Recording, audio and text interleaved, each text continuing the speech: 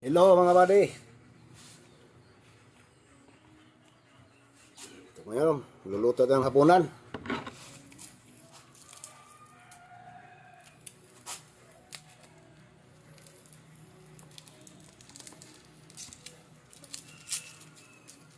Luluto tayo ng kangkong.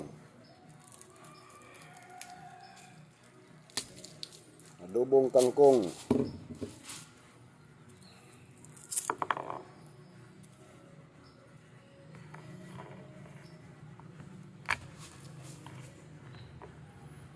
Mga buddy, ganito lang yung pagluto ng adobong kangkong.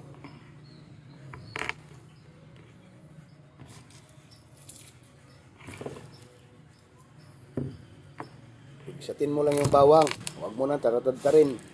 Ganyan lang. Tapos sibuyas.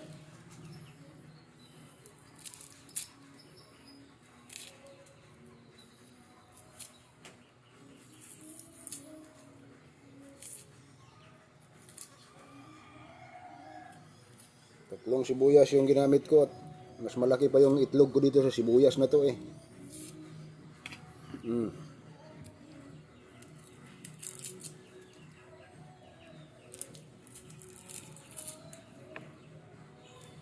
Luluto ako ng adobong kangkong ngayon, panghapunan.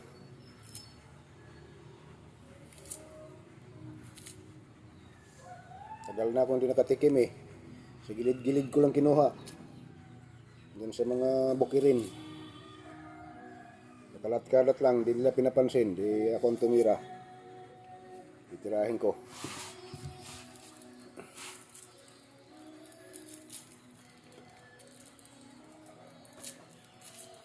Kalat-kalat lang yung kangkong nila.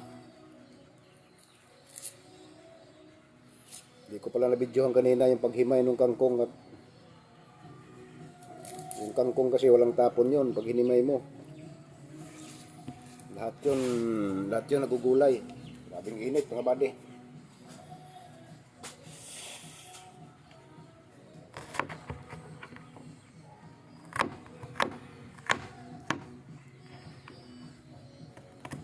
Simpleng luto lang to.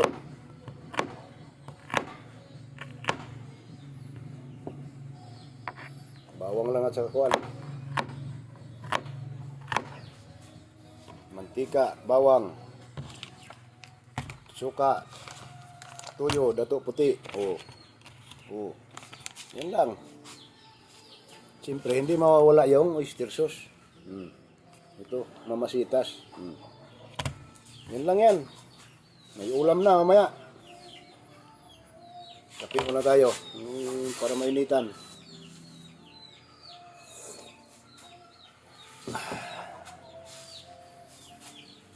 Buhain ko muna itong isa. At ilagay natin ito ng buo. Mahirap na. Mahirap magpit-pit kung buo ang ilagay.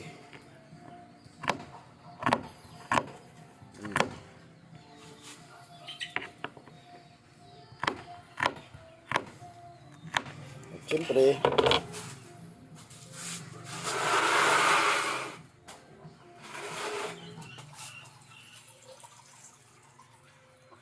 ito yung iluluto ko, kangkong.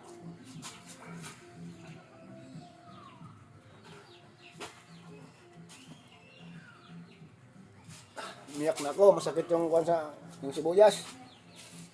Pinaiyak ako na sibuyas.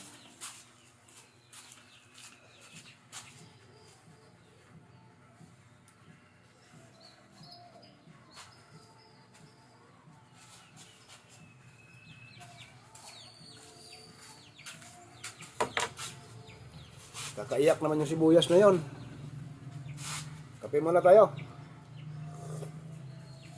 Maya, makikita nyo paano magluto nitong kangkong with oyster sauce.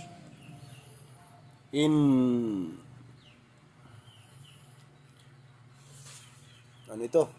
Kangkong with oyster sauce in mango flavor. Yun lang yun. Babos muna. Mamaya-maya update ko kayo.